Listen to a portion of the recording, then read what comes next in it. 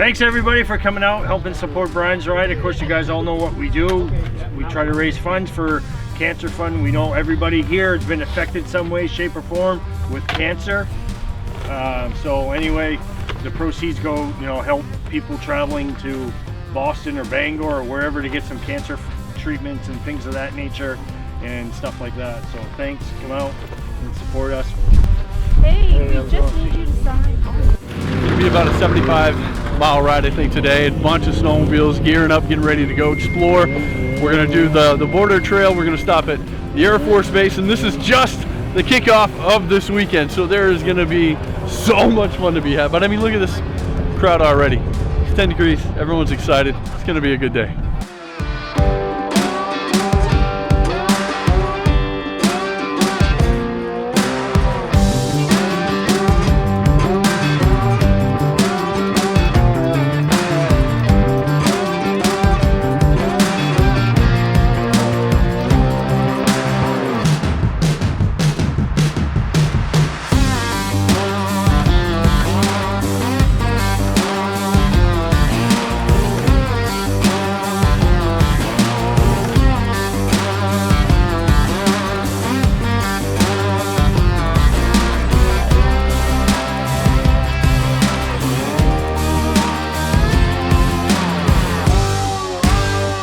Inside the airplane hangar, or the old hangar over at the Air Force Base. This thing obviously is massive. They're letting us in, giving us a little bit of a tour, which is pretty cool. Come here a few times, never been able to see inside this place. So let's check it out, have some fun. We're just getting started. I mean, there's probably 40, 50 people on this ride. My cheeks hurt from smiling. It's terrific. I was stationed at this base. I got here in 87, and when the base closed in 94, we closed her down in July, my husband and I, and then it closed in September. We were in the x-ray department at the hospital. So the building you're in is one of two monolithic arches in the United States. It's actually one of the biggest monolithic arches there is. We have always been known as the Arch. So the Arch had a unique feature. There was supposed to be, imagine this, 12 of these on this base. But because of World War II and Korea backing up to each other, what ended up happening was we ran out of money, the United States as a whole.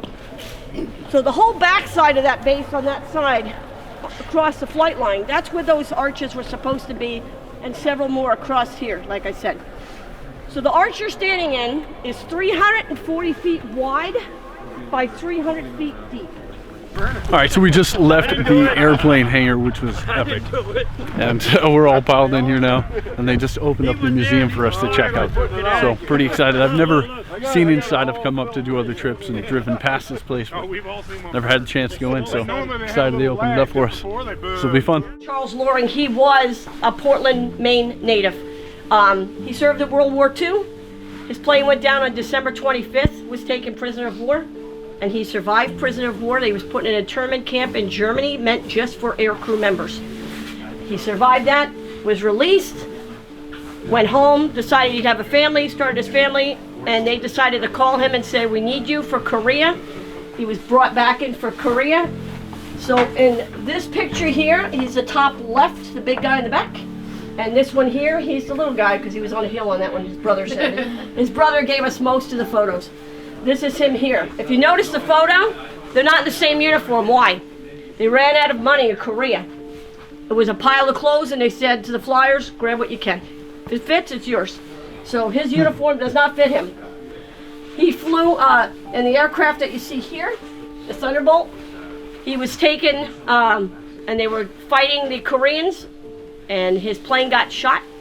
There was a big armament on the ground, and rather than just land, he took out the armament by crashing his plane into it and taking his own life, and became a Medal of Honor winner.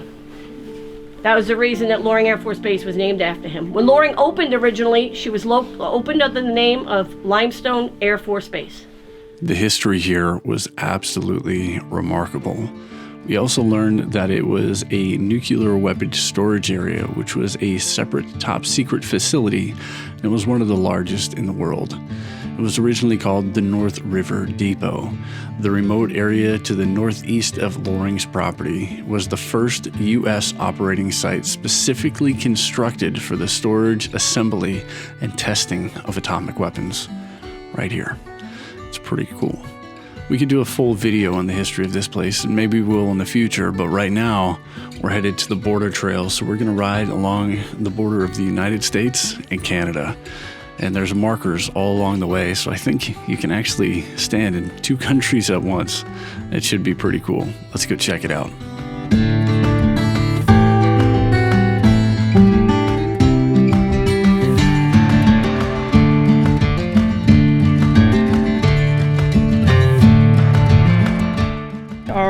On the border between Maine and New Brunswick. We are probably somewhere between, no, we're in Caswell, I would say.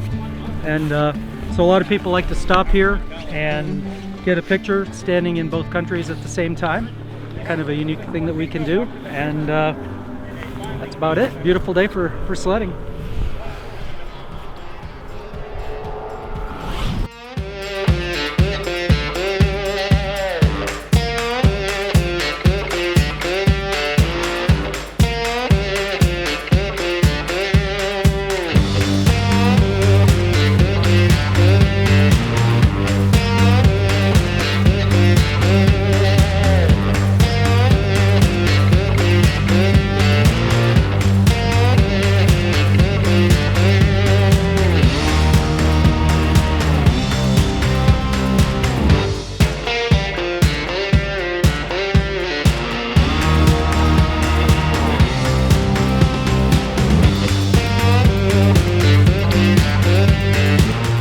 After getting some more miles on the trail, it was time to refuel the snowmobile and ourselves.